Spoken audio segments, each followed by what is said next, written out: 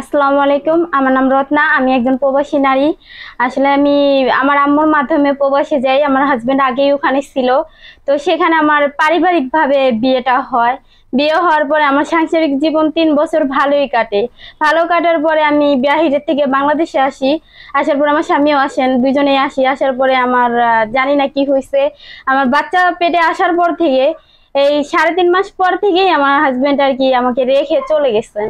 চলে যায়, এখন কোনো যোগাযোগ করতেছে না। আমার শ্বশুর বাড়ি কেউ আমাকে অ্যালাউ করতেছে না। তারা অলরেডি এখন আমাকে 15 লাখ টাকা দাবি করে।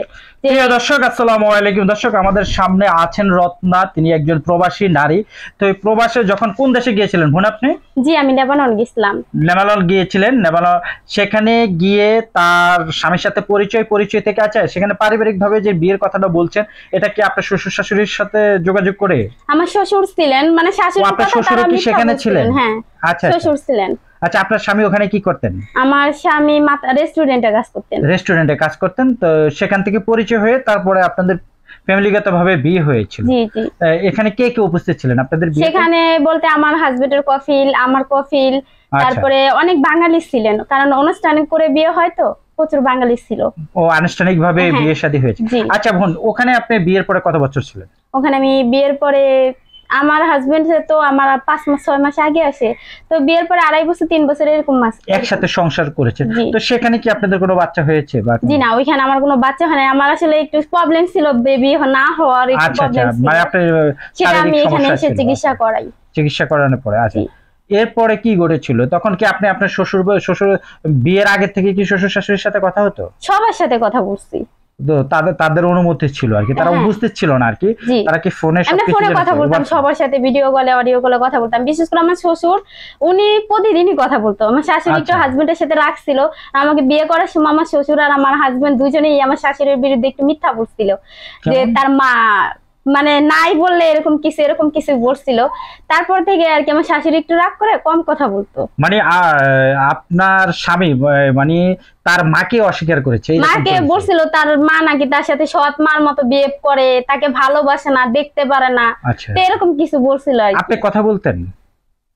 আপনি কথা বলতেন আপনার শাশুড়ির সাথে? হ্যাঁ, ফোনে কথা বলছি। তাহলে আপনার কাছে তো তার সৎ মা ওইরকম মনে হয়নি না? এই কথাটা আমি আমার শাশুড়িরে বলে দিছিলাম, কারণ উনি যখন আমাকে জিজ্ঞাসা করছিল, আমি আবার সরাসরি কথা বলতে পারতাম। আমি বলছিলাম যে, উনি আমাকে প্রশ্ন করছিল যে তোমার আব্বুর সাথে কথা বলছো, তুমি তো আমার সাথে কখনো বলো নাই। পরে আমি বলছি, আম্মু জানেন আপনার নামে ঝগড়া লাগছে। আচ্ছা, যা হোক, যেটা আমরা প্রিয় দর্শক, আপনারা এরপরে ওখানে আপনারা 2.5 বছর একসাথে ছিলেন। তারপরে বাংলাদেশে কেন চলে আসছেন? বা বাংলাদেশে চলে আসছি আসলে ওইখানে অর্থনৈতিক সমস্যা, ডলারের সমস্যা। আচ্ছা, আপনি তো বৈধভাবে ওখানে ছিলেন? জি, আমি একা বৈধ ছিলাম, আমার আম্মু আর আমার হাজবেন্ড অবৈধভাবে ওখানে ছিলেন। সরকারি ভাবে চলে আসেন সাপারায় নাম দিয়ে। আচ্ছা আচ্ছা, তারপরে আপনি ওখান থেকে কি কোনো মামলা টামলা করে আপনার স্বামী বাংলাদেশে চলে আসছে নাকি এমনি চলে আসছে? না, এমনি সরকারি সুযোগ দিছিল।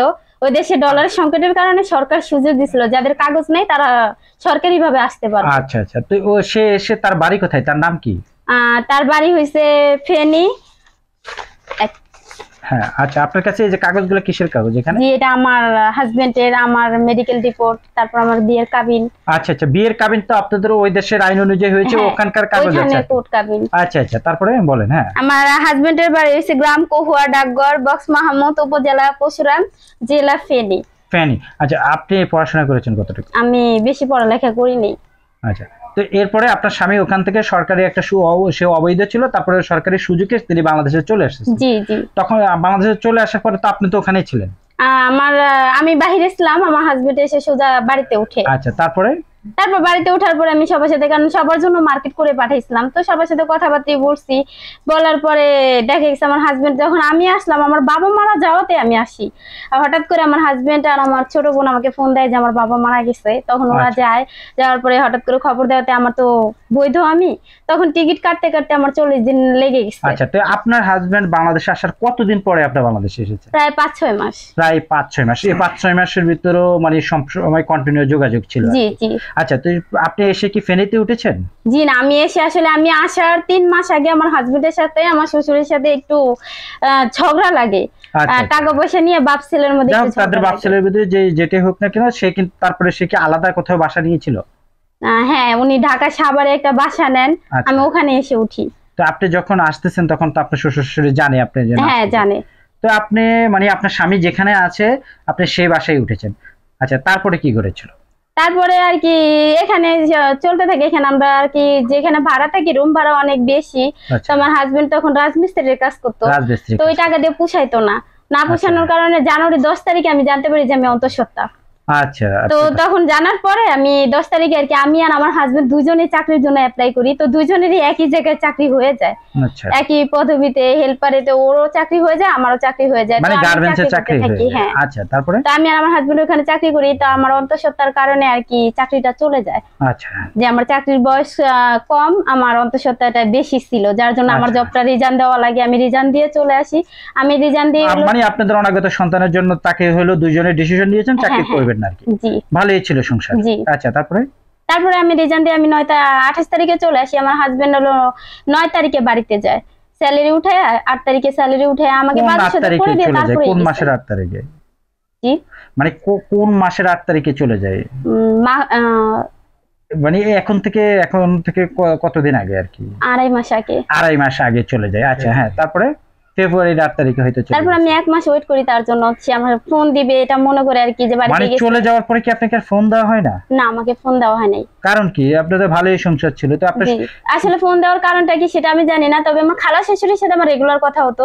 আচ্ছা, উনি বলতো কি যে ওর বাবা আর কি ওর থেকে মানে একটু সমস্যা করতেছে, ওর ফ্যামিলি থেকে একটু চাপ দিতেছে। আর আমার শ্বশুরের সাথে যখন যোগাযোগ করি উনি বলে কি যে আমি বাড়ি না আসা পর্যন্ত যাতে আমি না। আচ্ছা আপা, আরেকটা জিনিস আপনি বলছিলেন আমাদের অফ দ্য রেকর্ডে, আপনার স্বামী নাকি আগে এক বিয়ে করেছে। এটা আমি আসলে জানতে পারছি পরে। কতদিন পরে জানতে পেরেছেন? কতদিন পরে বলতে আমি যখন বাইরে ছিলাম তখন আর কি আমি একটু ভিডিও করতাম, আমার বিয়ের ভিডিও এগুলা করতাম। তখন আর কি শুনতে পাইছিলাম যে তার বউ বাচ্চা আছে কিন্তু কোনো সম্পর্ক নাই। মানে কোনো আপনি relation জানতেন ছিল না। তার বউ বাচ্চা আছে কিন্তু রিলেশন ছিল না, বলতে ডিভোর্স হয়েছে নাকি এমনি না, আলাদা ও থাকে? আসলে আমার হাজবেন্ডকে কোনোদিন দেখি নাই কোনো কথা বলতে। আর আমার শ্বশুরকে আচ্ছা। আমি জিজ্ঞাসা করছিলাম, বলছিল ওই মেয়ের সাথে কোনো রিলেশন নাই।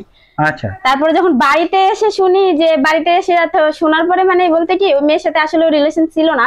পরে চেয়ারম্যান মেম্বার নিয়ে মেয়ে আর কি বাড়িতে একটা ভালো মতো পজিশন নিয়ে উঠে। পজিশন নিয়ে হ্যাঁ। উঠছে।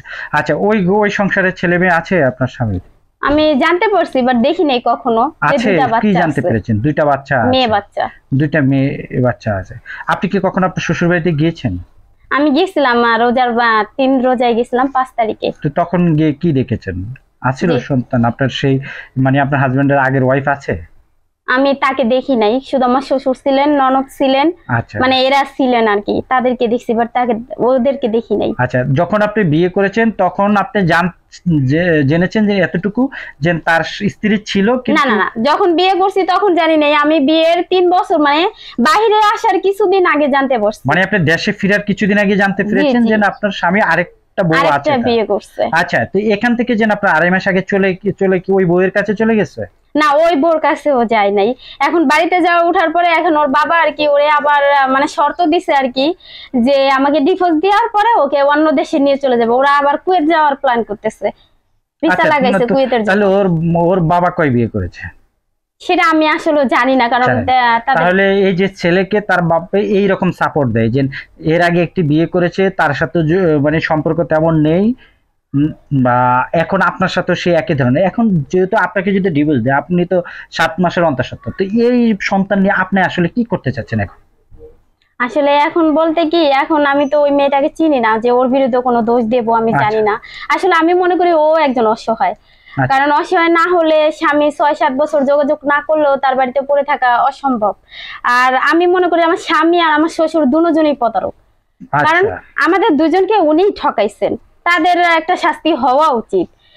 আর আমার ক্ষেত্রে এখন আমি শুধু চাই যে আমার বাচ্চাটা একটা ন্যায্য বিচার পাক, সামাজিক ভাবে তার একটা পরিচয় আসুক। আচ্ছা। এখান থেকে যাওয়ার পরে আর আপনার স্বামী আপনার সাথে 2.5 মাস জি না। ধরে যোগাযোগ নেই? জি তো না। আপনি তো এর ভিতরে ওখানে গিয়েছিলেন, আমরা জি। যতটুকু জানতে পেরেছি। তো ওখানে যাওয়ার পরে কি হলো ঘটনা? ওখানে যাওয়ার পরে আসলে আমি যখন গেলাম তখন ওনারা তো অনেক ঝামেলা করে, আমাকে চিনে না ইত্যাদি অনেক ঝামেলা, মানে বাই করে দেয় আর কি ঘর থেকে। তো তখন আর কি এলাকার কিছু লোক বলে চেয়ারম্যানের কাছে যাও, চেয়ারম্যান অনেক ভালো, ন্যায্য বিচার পাবা। তখন চেয়ারম্যানের কাছে যাই, চেয়ারম্যানের কাছে কান্নাকাটি সবকিছু বলে খুলে বলি, কাগজপাতি দেখাই। তখন চেয়ারম্যান আমার শ্বশুরকে ফোন দেয়, আরো আমার চাচা শ্বশুর আরো লোকজন আছেন তাদেরকে ফোন দেওয়ার পরে তারা একটা দোকানের মধ্যে আর কি বৈঠক বসে, বাড়ির একটু সাইডে। আচ্ছা। তারপরে বসাইলে তখন ওইখানে আর কি সব কথা জিজ্ঞাসা করে যে মেয়েটাকে চিনো কিনা, ফার্স্টে অস্বীকার করে, তারপরে মেনে নেয়, লাস্টে দিয়ে মেনে নেয় হ্যাঁ চিনি, মেয়েটার সাথে কথাবার্তা বলছি অবশ্যই জানি। পরে তখন আর কি চেয়ারম্যান বলে যে তুমি একটা ছেলের বউ আছে থাকা সত্ত্বেও আর তোমার ছেলে আরেকটা বিয়ে করলো, তুমি সাপোর্ট করলা, এতদিন কথা বলছো মেয়েরে কেন?